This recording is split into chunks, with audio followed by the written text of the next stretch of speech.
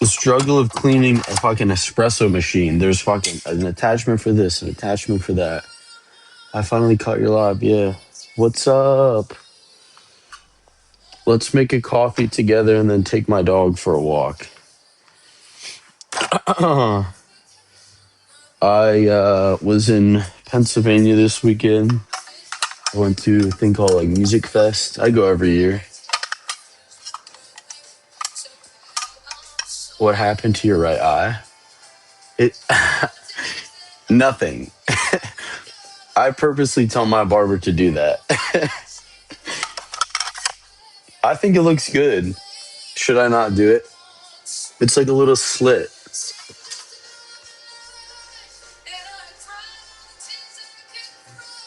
What kind of question is that? Y'all are crazy. Whoever that CK guy is, what? You're wild. This is a good morning. I'm about to make a coffee. I definitely keep the eyebrows slit. Thank you. It looks like I've been in a fight. Anyway. Oh, what? My eyes aren't red. No, I just woke up. Yes, I just woke up, like out of like a very, very deep sleep. And then I was giving Mookie some kisses. And then, yeah. My ceilings are very high. I have 14-foot ceilings in my apartment. That's why my electric bill is so fucking high. I would honestly rather have shorter ceilings because my electric bill is astronomical. But in the winter, it's not very high because I don't really use the heat. You guys want to see a cute photo? I don't know if you guys can see it because there's a glare, but it's a cute photo. I keep it in my kitchen right here. I do have to trim my beard today because this is going to be a little bit of out of regulation for the police department. Oh, fuck. Uh-huh. Yeah, I use the air conditioning. I don't really use the heat very much. I don't mind being cold. It's the being hot that I don't like. So I didn't make a TikTok of it, but I went to this coffee shop that I that it had been open in my hometown for a little while. It was called Paradise, and it's basically like a little hole in the wall. And a couple of my boys were like, "Hey, we're gonna go to this coffee shop." I was like, "Oh, I was about to go to this like coffee pop up, but the line was like 40 people deep." So I was like, "All right, I'll come. I'll come." And this was by far the best coffee I had ever had in my entire life. It was Turkish coffee. If you guys have ever had that, um, where they like heat it up in the sand. I mean, let me see if I could show you a photo of how good this coffee was. Background. How do I do a background again? Let me see here. Background. It never works anymore. I used to be able to put a background on these things, but it's okay. It was very, very, very good. But he made it an iced coffee.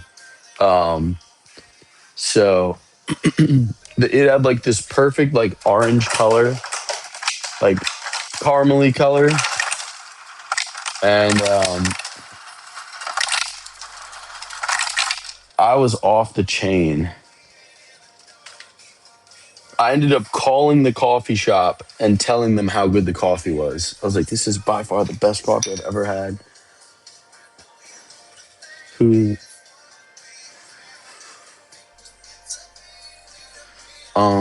what happened to my face? Nothing. I just woke up. It's called sleepy face. I want to see y'all faces when you wake up. All right. All right. Um I did fuck up coming back. I forgot Mookie's food at my mom's house. He has a big bin of food that he eats. And yeah, so I got to go to the grocery store get some food for him today. Oh, let me track this. Remember, let's weigh out all of our shit like a crazy person.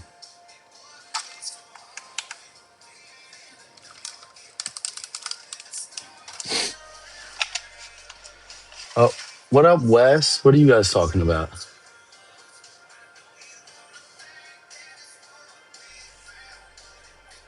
Mm, guapo.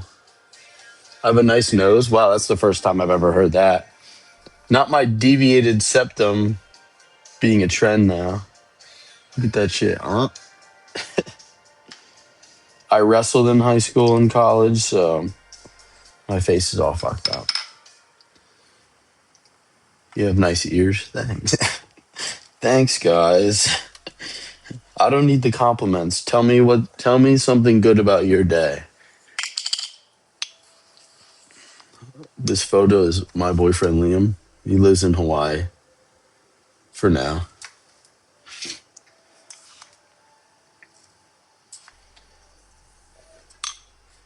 Got a new job. Very cool. That's always exciting. I think getting a new job is like it's like it's like going to college for the first time. You don't really know anybody. I think that's very exciting. That's a very cool feeling. My ears are so bad. I used to be bullied because of it. Do you have big ears? My little nephew has huge ears. I think they're the cutest thing ever. It is so hard to be a bully. I think if they're bullying your they were bullying you because you had big ears. Like I think they just wish they had big ears.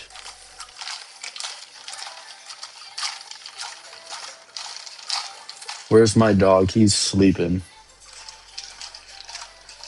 But as I don't take the sergeant's test until the 8th of September. But you guys will be the first ones to know. Well, Liam will be the first one to know. And then I'll call my mom. And then I'll maybe tell you guys.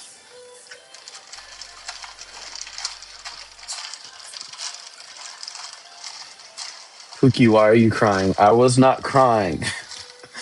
I I was just like knocked out. I took a trazodone last night.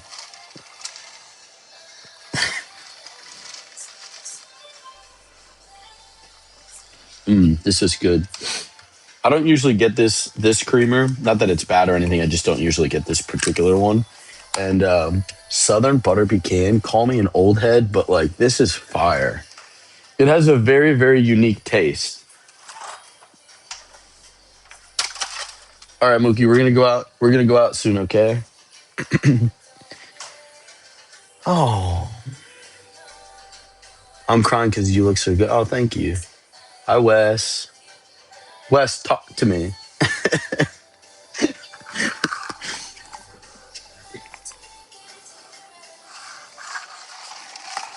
Maybe I put a little bit too much. This is a little creamy for me. Hey, bud. How are you?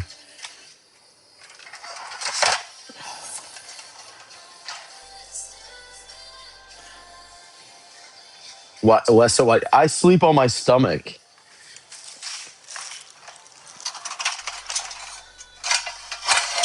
Don't come at me for putting my pans in the dishwasher. I'm lazy when it comes to cleaning them. And it comes out perfectly. There's a whole pan function. I sleep on my side like this, and then I have to grip something or somebody, Liam, but in this case, it was my pillow. And that's how I sleep every night. And then if I have to twist, I just do the same thing on the opposite side. So that's why usually one side of my face is like fucked. I'm fighting criminals in my sleep. No, I really don't dream. Like very rarely. I don't know if that's like a good thing or like a bad thing, but if I drink like a sleepy time tea, I'll dream.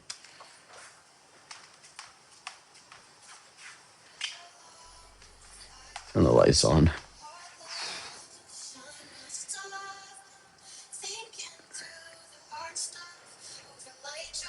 Do I have 2020 vision? No. My glasses are here somewhere. You were at Music Fest? Oh no way. Cool. We visiting Liam when I get from fighting or yes, definitely. We can fly in together. I'll fly I mean I'll drive down to Norfolk just to be able to fly with you. because I don't want to fly alone. And you can whisper me sweet nothings. Thanks, guys.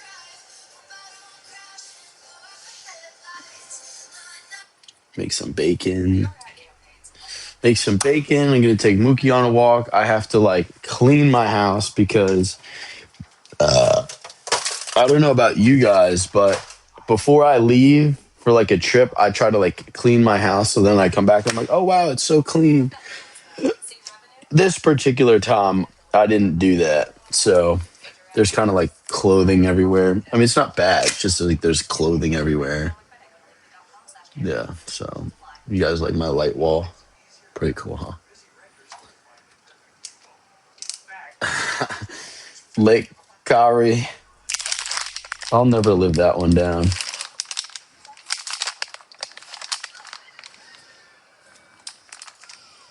Some maple turkey bacon.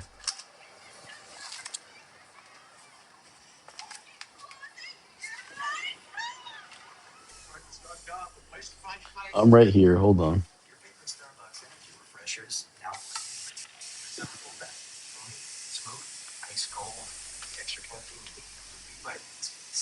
Mookie, you want bacon?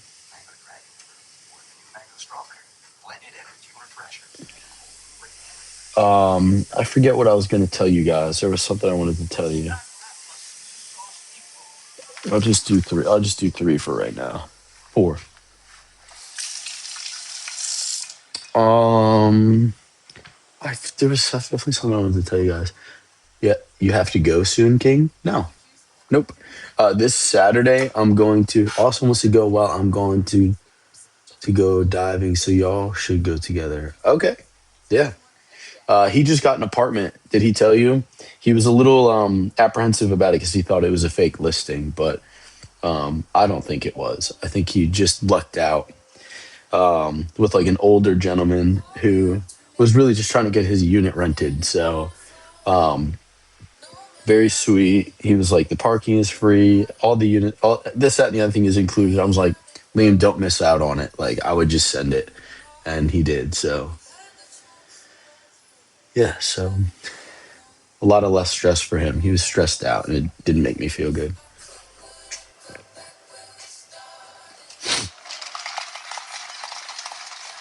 Yeah, it's in downtown Honolulu, which isn't necessarily where he wanted to be, but I told him it's for a year. You might actually like it. I think he should stay in the more populated area now, and then if he decides that he wants something a little bit more low key, then he can do that later on. But yeah, a calming lifestyle I think is for year two and year three. Year one is where he should like cast a wide net and make a good social group. He hung out with some people yesterday, Wes. Did he tell you? Or 2 days ago? Did he tell you? He said he had a really good time and everybody was super nice and respectful.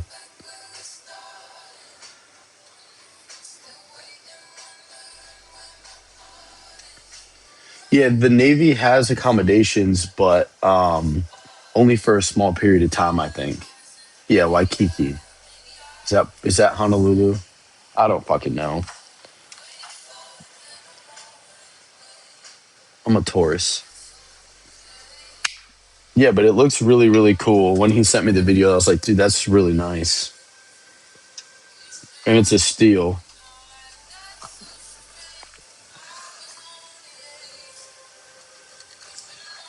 Hey, Tom, tell me what Taurus energy means. What does that mean? Is that a good thing?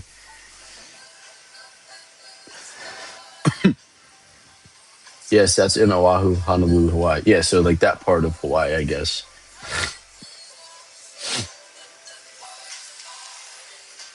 So he's excited. He was stressed out about where he was going to live because apparently the housing market there is crazy.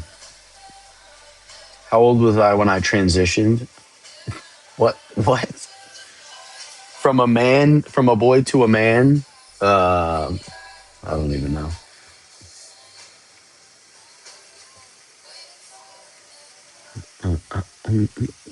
Taurus, built like a horse. Thank you.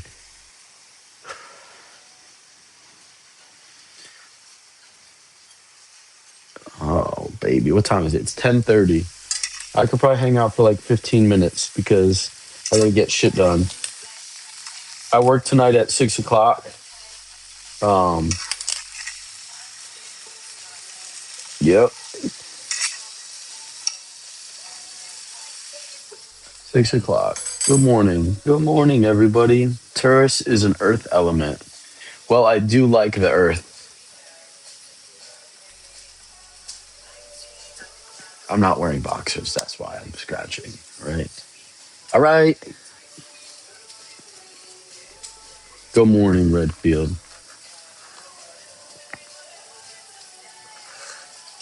So you guys remember my letter?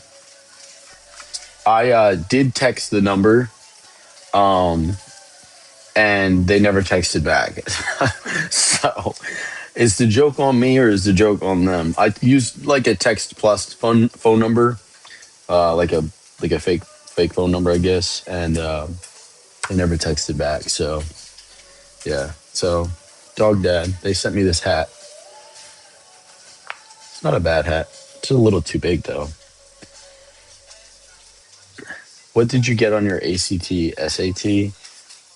Dude, I don't even remember at this point. I think I got like a 1700 maybe. I don't even know. I think it was scaled differently then though. I guess it doesn't look bad. Maybe I'll wear it. I don't know if that was good then or good bad. I mean, I got into a pretty good school, so I went to school in downtown Boston, so I wouldn't have wanted to go anywhere else. I had a great college experience.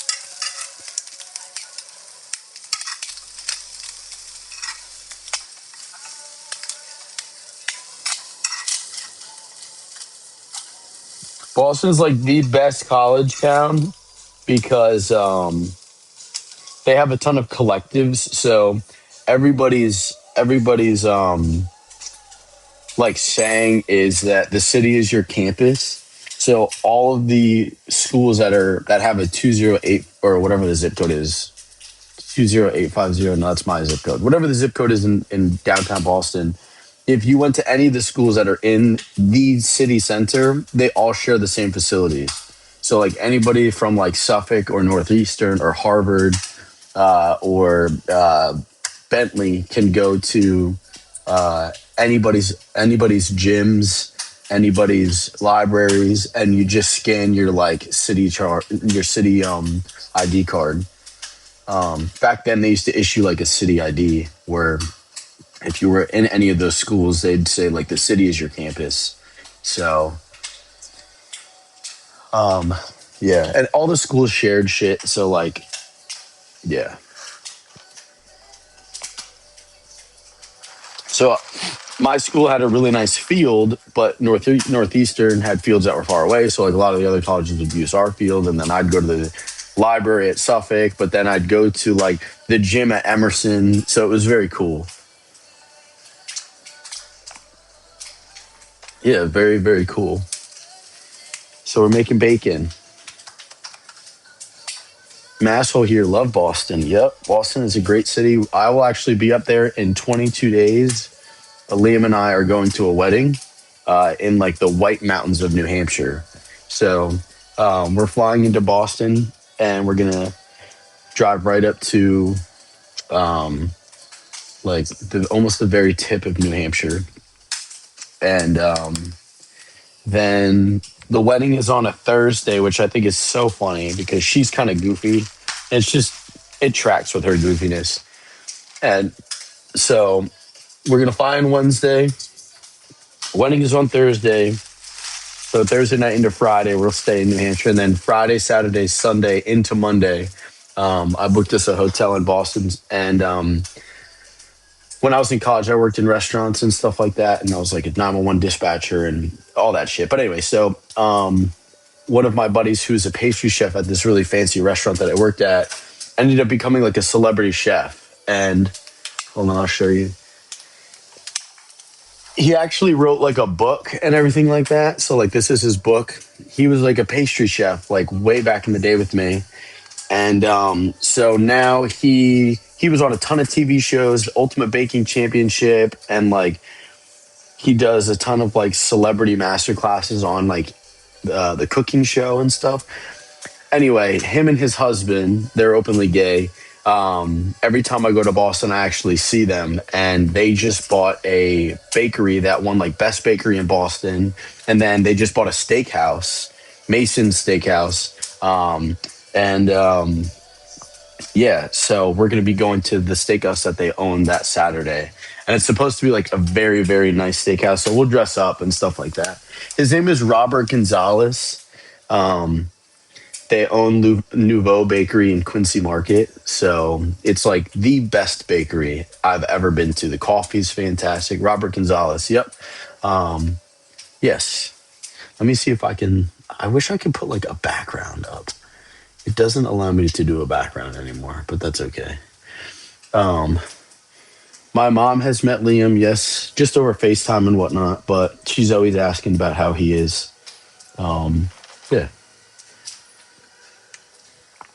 Liam is now starting to enjoy Hawaii because I think it's difficult for anybody to move to a different spot and then not necessarily have like a very strong social system. So he's casting a wide net and was able to find like a good group of people. So, ooh, my bacon. I almost forgot about her. She burned.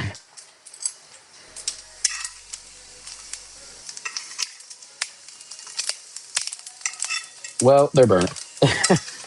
Mookie, you can have these. I was busy talking. Yes, they're not that bad. They could be worse. Let me make two for Mookie.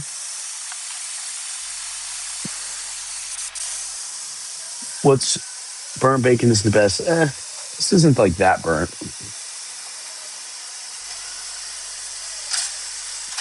Um, this is turkey bacon.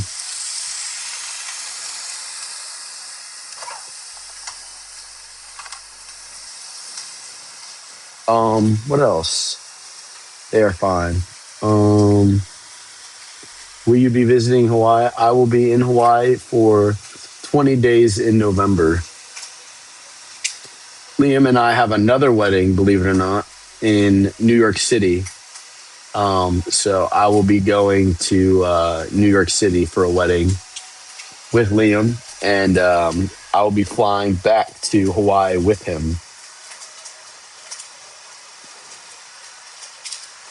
Alexa, what time is it in Hawaii? It's 4:36 a.m. in Hawaii. Ooh, girl. It's very early.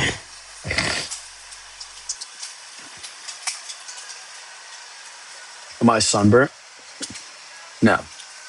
I don't really get sunburnt.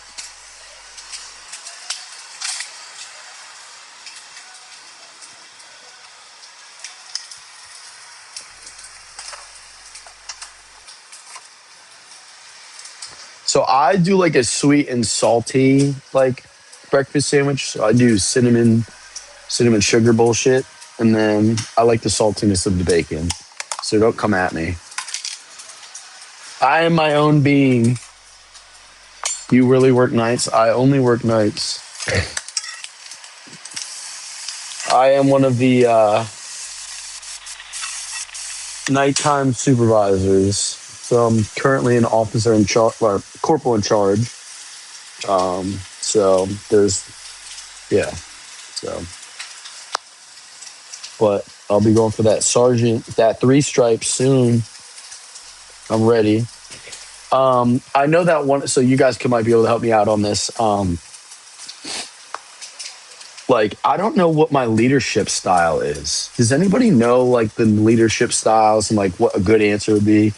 I think my leadership style is really like based on like previous leaders that I have, and I've taken away good things from them and bad things from them. I think the biggest thing that typically comes to mind when people ask me this question is like competency.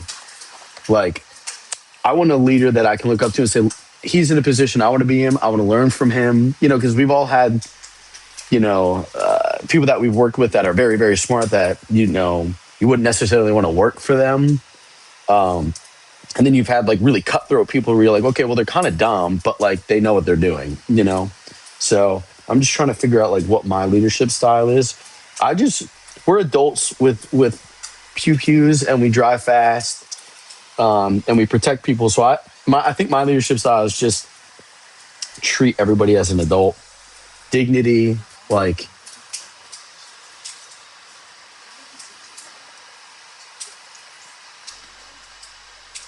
yeah, I think I have definitely taken the best parts and like, yeah, I've worked for some people. Like I've worked for some people, people first leadership. Okay. Um,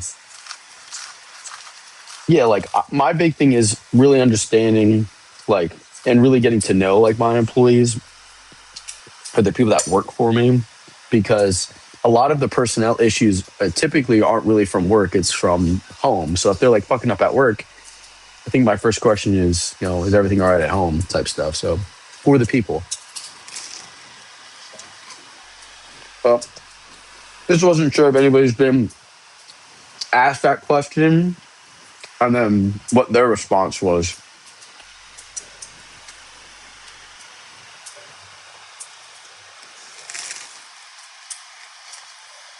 Hmm. I'm a very good talker. I'm not worried about that. I just want my answer to be honest. And maybe I'll just tell them that and I'll say, hey, listen, I've actually thought about this question quite a bit. But anyway, no, this is bacon and cream cheese.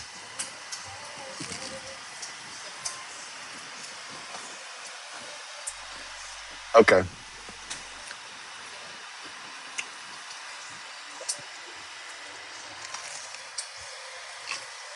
Mm. It is so good.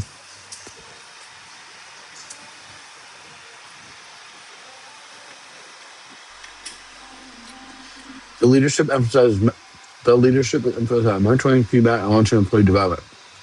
Okay, so coaching, coach. I like to be a coach, maybe a servant leader.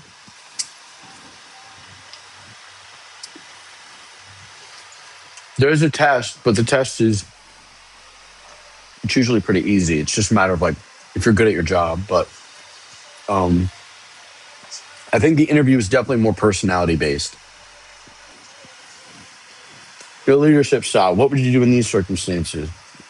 Which I'm good at because I'm competent. But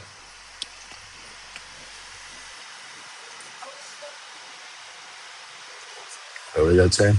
I would say that transformational servant style leader. Okay, so that's the second time somebody's a transformational leader. I think that is probably what I am. I just have to look into like what that means.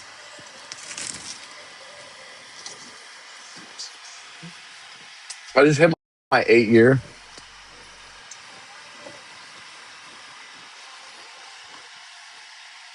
I don't like detective work.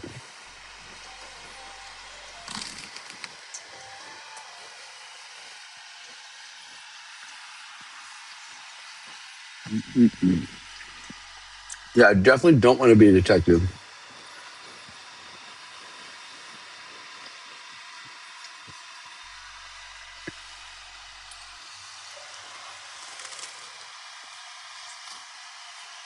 It is not raining. I just turned the fan off. There we go.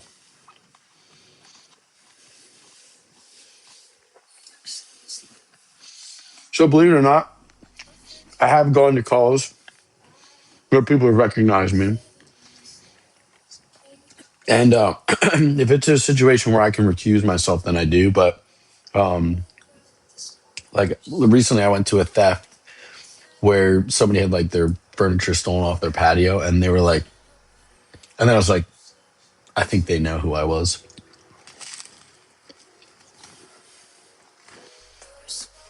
Okay, transformational leadership is about inspiring and motivating.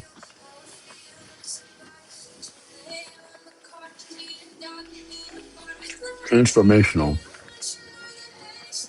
Yeah, employee development, wanting what's best for them.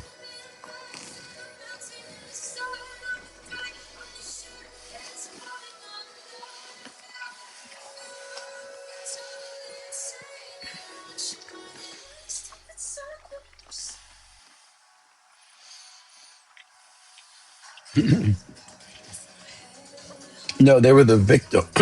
They were the victim. That was really good. Mookie, I have two pieces of bacon for you, buddy.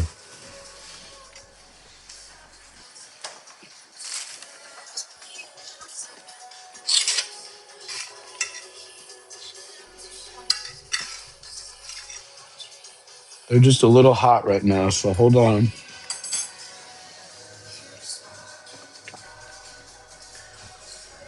They're all just watching. Just keep watching. All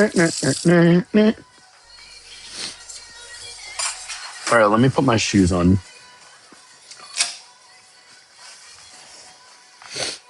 Oh, baby.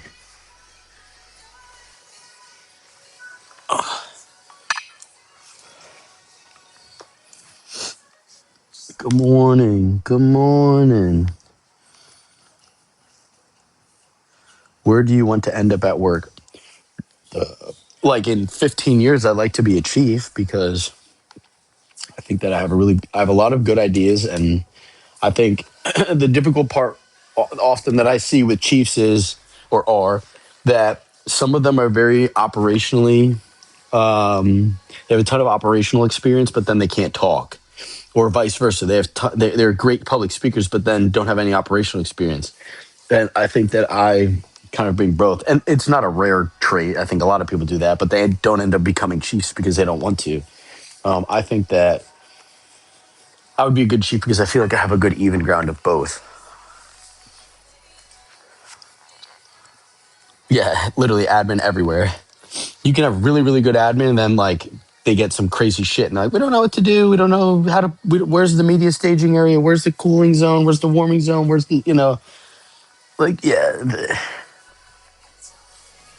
And then you have like admin that are like badass, like they know exactly what to do. They're super sharp, and then they get in front of a camera, and then they don't know how to explain all the things that they've done, and they've done exceptional work. But yeah, sorry guys, I'm picking my nose.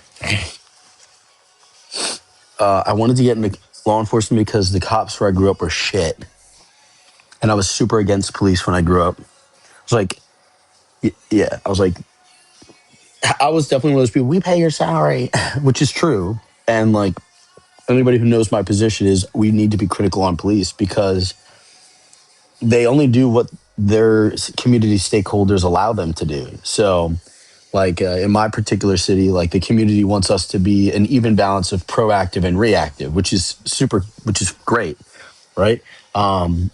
But there's a lot of agencies that are extremely proactive and then they look militarized because they're out grabbing people up left and right. Or you have an agency that's extremely reactive where they have tons of crime and they're not proactively preventing the crime. So like my city and the community stakeholders that run our police department are very smart. They realize that crime and justice is very important, but they understand that the sanctity of life and dignity and people are often dealt bad cards, and they have rules, policies, and procedures that hold the police here accountable when they make decisions that they should otherwise know. So like my big I guess platform you can say is like we need to be hard on police, and you're exactly right. You do pay my salary, so you do dictate exactly what you want from me. So that's like, and if anybody argues with that, then they're fucking idiots because who do you think is paying you? So, like, I think that we as a whole, okay, that came out wrong. I think that, not to, I try not to talk about this on TikTok Live, but like, yeah, I just think that cops need to be, there are agencies that are run extremely well that continuously put people first, right? And I always try to, because I'm a field training officer. So like I'm always telling my rookie, because they're fresh out, they have no idea what to expect, and everything to them is a checklist. And I always say, like these are really people's like this is the reality. Like this is a real problem that they're having. Yes, you're currently at work and now like you're taking all your training and your knowledge and your experience. And in your mind, you know that if you're going to a domestic, you have to hit all these certain principles to be able to justify what you're doing. But at the end of the day, like you're actually going to somebody's home who is calling you for help, and they're truly believing that you can provide them with something, and sometimes that's just silence. They just want to listen to you, right? And oftentimes new rookie police officers come out and they say, oh, there's nothing we can do, if it doesn't meet the principle. There's always something that you can do, always.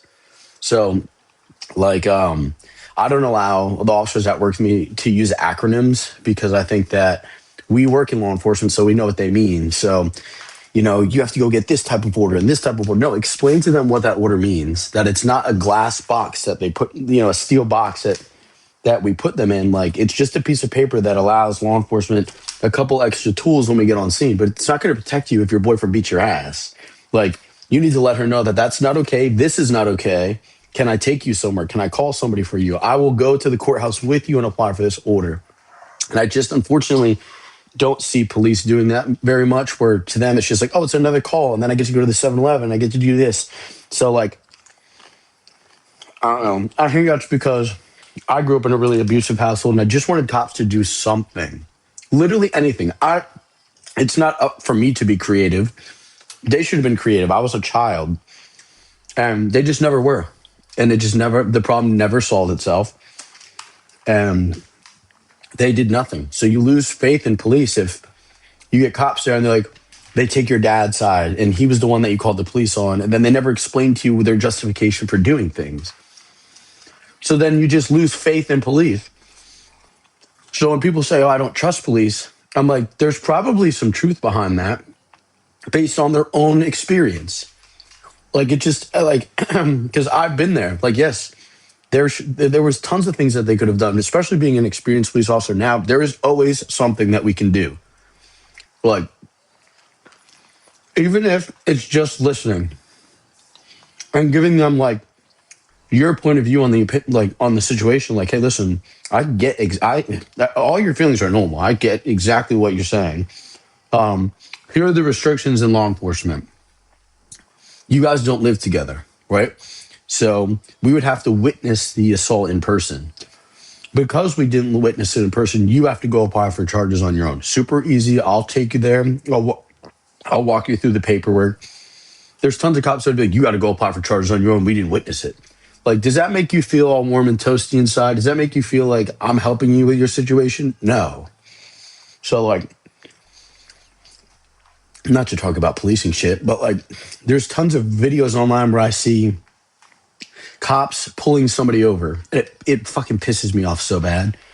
I see cops getting pulled over, or cops pulling people over, and they say, blah, blah, blah, give me your license. And the person's like, whoa, like, what'd you pull me over for? And they're like, I'm going to tell you after you give me your license. What the fuck? You pulled me over. Tell me why you stopped me. Like, I'll give you my license after you tell me. Like, yes, of course, you're required by law to give the police officer your license. You could be charged, but you pulled over a normal citizen who may have committed a small traffic violation, right? Very small. You ran a stop sign. In Maryland, which is one of the most strict states to become a police, they're consistently ranked either 1 or 2. We're required by law, anytime that we have any police interaction, our name, our badge number, that our body cameras, audio and visual recording, the agency that we work with, and that our body camera is on, and the reason for the traffic stop before you say anything. And this is what I mean by policy. If we don't do that, I could go to jail for 6 months. So like, they will criminally charge the officer. So once again, good policy with good punishment, right? Like we should be transparent with the people that we're interacting with. And at the end of the day, it's a minor traffic violation. If anything, it's educational. hey, just so you know, this is the reason why I stopped you. It's not that big a deal. I'll just make sure your license is good and I'll send you on your way. There we go. Easy peasy lemon squeezy, Now, if they're a dick, it does change things because then, if you're just automatically an asshole, then what the fuck, you fucking pussy? Like that shit happens too. And then you know what you do? You give them a warning anyway. That's usually what I do because then they leave looking like an asshole, not me. So, anyway, that's my own piece. Like at the end of the day, we should be trying to mend relationships with the community, especially with it being so polarizing as it is nowadays. Like people are like one step away from like doing something that they're going to regret. You know what I mean? So if they have a bad interaction with police and they're like already on edge, they had a horrible day, they just got broken up with, and they just lost their job, and now you're pulling them over and you're like, I'm going to give you an $180 ticket. Like, what? Like that money doesn't go to the police department. It goes to the state, and they're going to blow it on something else. Like, not that that makes a big difference, but like, yeah, I just we should be doing everything that we can to mend the relationship with the community. You know, Florida cops are a different breed. They have their own shit going on down there. Those are all sheriff's departments, so they're not. Yes, they're paid by the people that pay taxes, but when you're a sheriff, you're elected, so it's a lot less political. So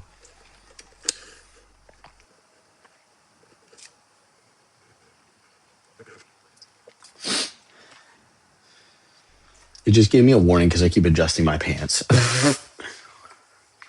Do you judge cops on major trials in the news? Oh, 100%.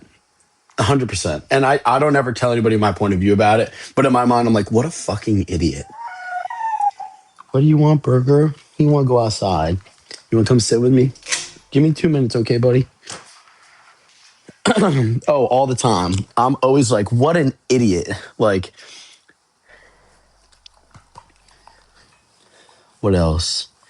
Yeah, like, yeah, like, but then again, like some of that stuff that I think is crazy being in a very, very strict state is super acceptable in places up elsewhere. So I personally like, yeah, Tampa Bay cops, awesome. Yeah, yep.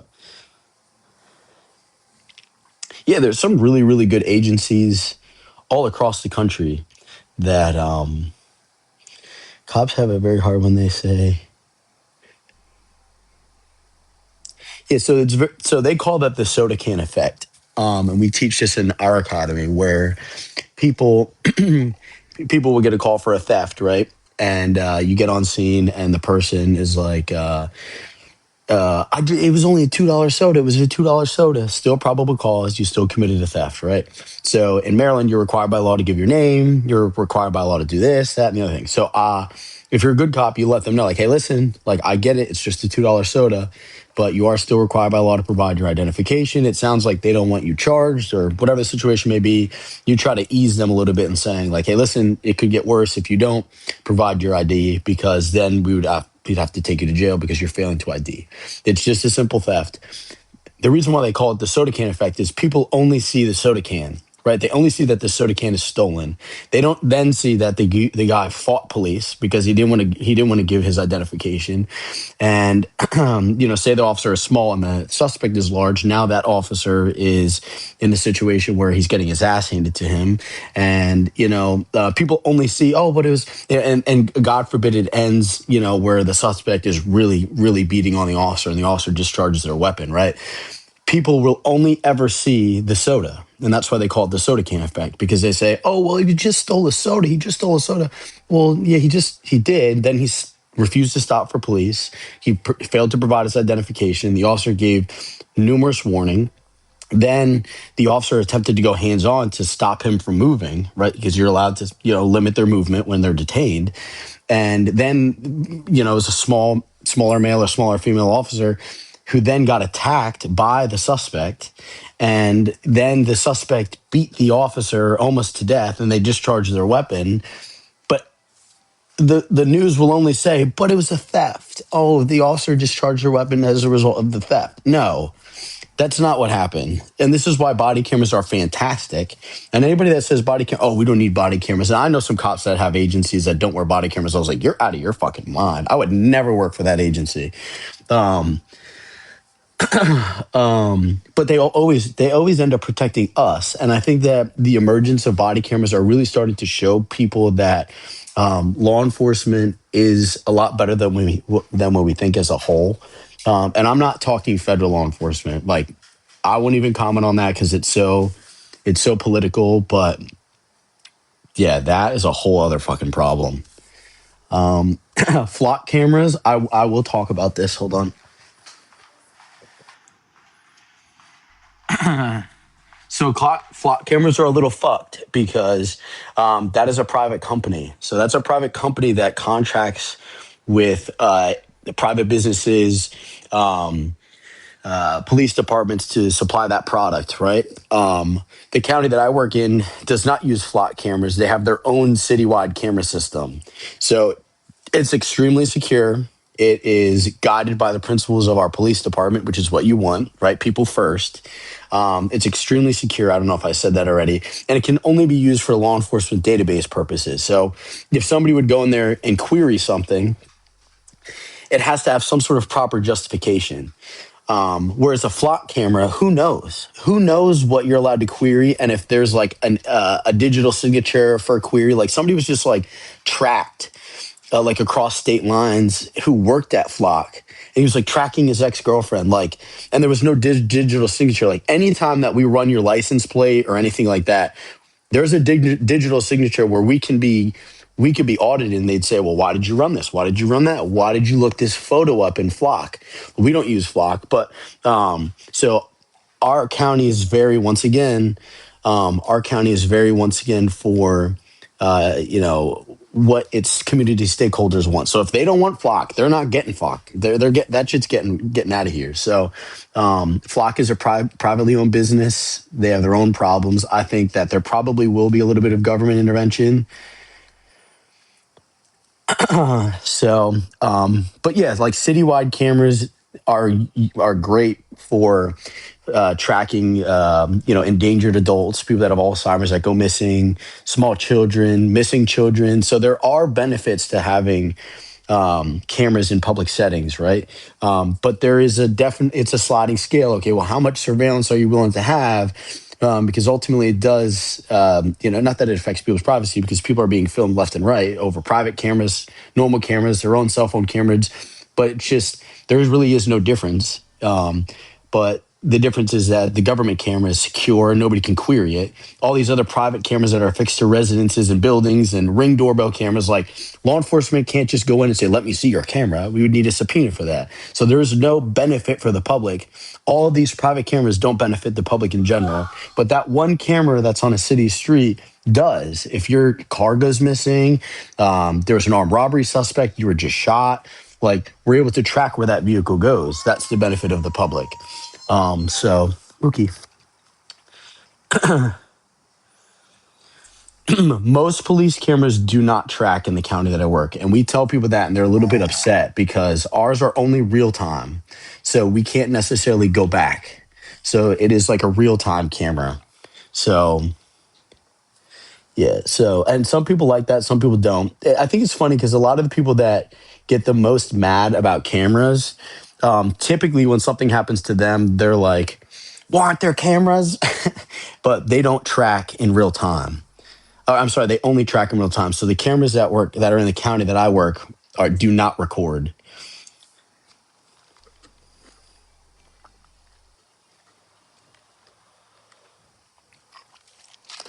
Mostly the point of that. So the county that I work for is very, very, they put privacy at the forefront of everything. So, which is good. That's what the community stakeholders want. It's to monitor in real time traffic, collisions.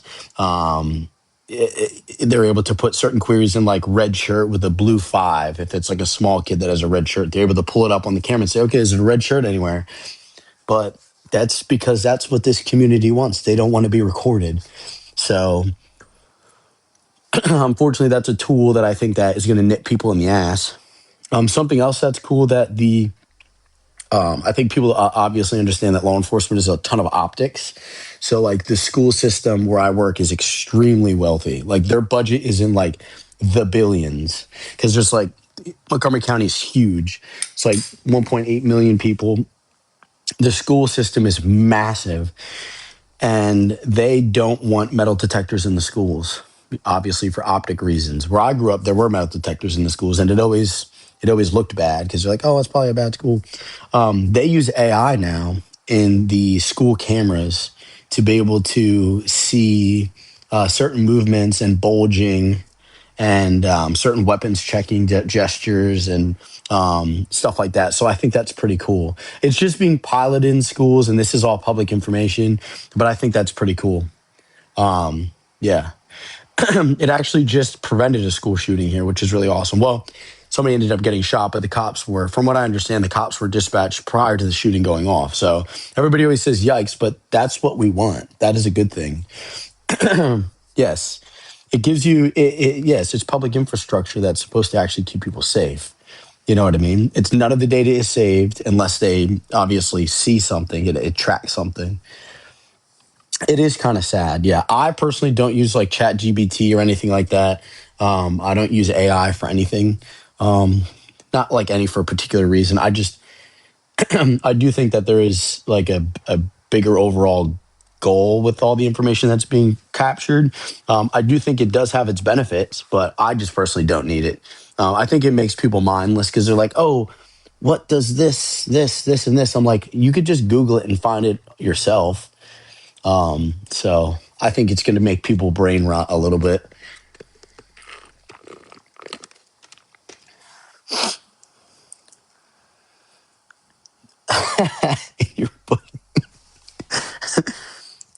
How do you deal with those more difficult cases on an emotional basis?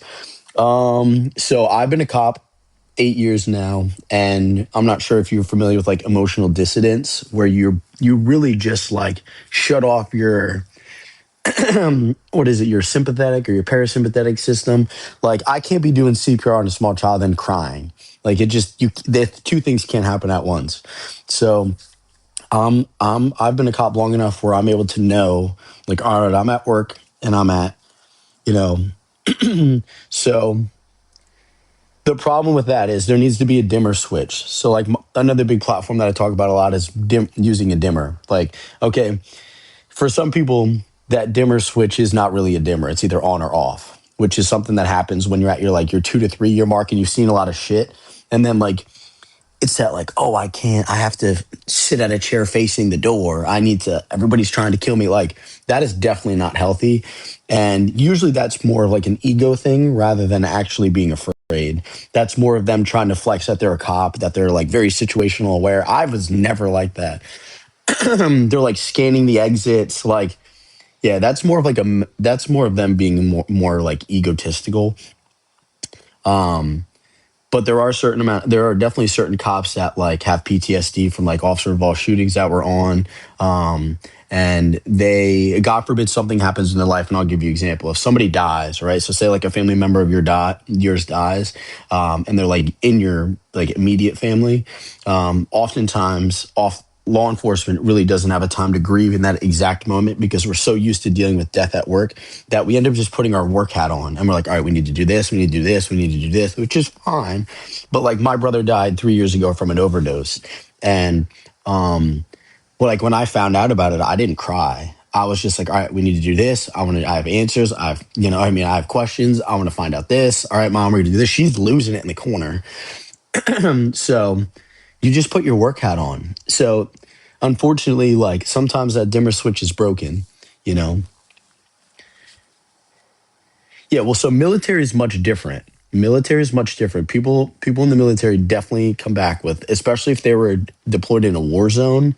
But you get cops that are working in Mayberry, and I've already seen this with cops that I know that work in very small towns, and they're like, "Oh, I need to sit at this. I need to sit at this chair by the door." I'm like, "From what? The fraud suspect?" Like, you know what I'm saying? Like, you could do that without telling everybody what you're doing. You know what I'm saying? If they tell you that they're doing it, it's probably because they want you to ask questions about their job. And like I do not look like a cop off duty. I don't talk about law enforcement shit off duty. I know we're doing it here, but um, do I wear blush? No. If I had to give myself advice, yeah, see, social worker, see, Brandy knows. Like, it is really hard to take that hat off because at the end of the day, when you're faced with some sort of emergency crisis situation, you're always going to fall back to the level of your training. And if the level of your training exceeds most other people's, you're going to just put your work hat on and get to work. You know what I mean? Like, there's not going to be any time for you to grieve or feel bad for them. You, in theory, can feel bad for them and be empathetic, but yeah, it's definitely something different. Do I believe humans are evil? So this is a very like people that say that are very pessimistic. I think we see like the 2 or 3% of population that is purely shit, but I think human beings as a whole are very, very good. And if somebody gives you something, some other bullshit of an answer saying, "Oh no, like people are inherently bad," then you should probably check on them because they're probably not coping and they're probably not managing the shit that they see at work good. So no, I generally think that people are very good people. I think that people have the best intentions for the most part. But I think that, yeah, I do think people learn to be evil. Yes, exactly. Evil is taught.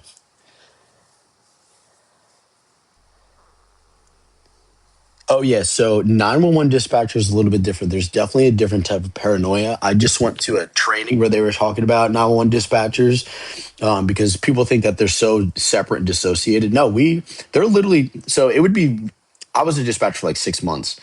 And the worst part about it is you can hear the worst fucking call and then you pass the call off to a call like a so there's police dispatchers and then there's call takers. The call takers are the ones that are taking the 911 call. They're typing shit out and then it goes to a dispatcher and the dispatcher's reading what the call taker wrote and she's dispatching units. Their problem is oftentimes they don't ever know any disposition on the call. They don't know where it ended up and unless it's given over the radio. So I didn't have braces. I just have like a mouth guard. I think my teeth look whiter because I am tan.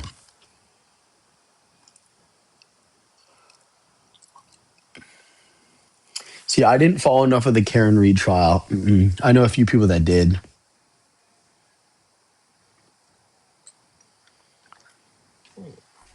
All right, Mookie, you ready to go outside, bud? I know you want to go for a walk. I gotta go. This was fun. This is probably the most I've talked about policing shit in a while. But yeah, next time we'll talk about other stuff. Okay. All right. I love you guys. Be safe. Be safe.